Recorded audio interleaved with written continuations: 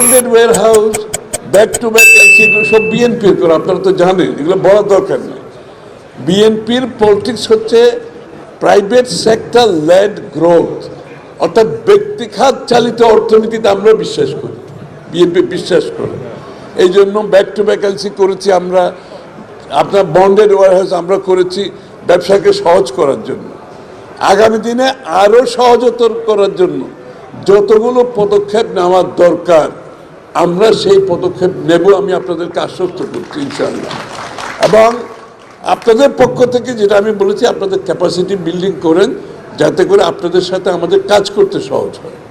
আপনাদের ক্যাপাসিটি না থাকলে সরকার তো আপনার কাছ থেকে বেশি কিছু পাবে না, খালি বক্তৃতা পাবে।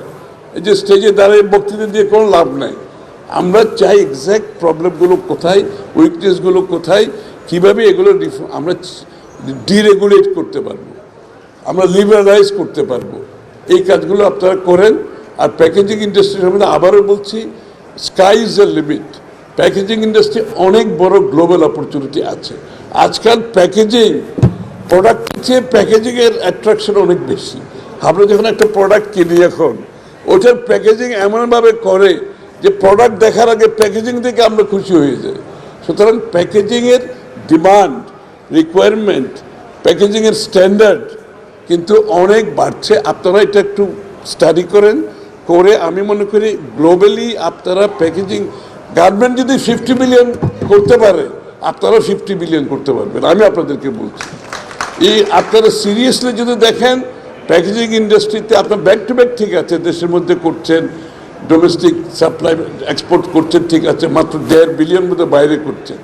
এই 1.5 বিলিয়নকে আপনি 50 বিলিয়নে নিয়ে যাওয়ার চিন্তা করেন। Global packaging market is big. Packaging মানে খালি কার্টুন তো না, প্যাকেজিংয়ের মধ্যে এভরিথিং ইজ ইনক্লুডেড। যেমন blister packaging is big industry. এরকম শত শত আইটেম আছে প্যাকেজিং যেগুলো আপনারা করতে পারবেন। আপনারা একটু ওইদিকে মনোযোগ দেন, গার্মেন্টকে সাপোর্ট দেন, সবগুলো ঠিক আছে।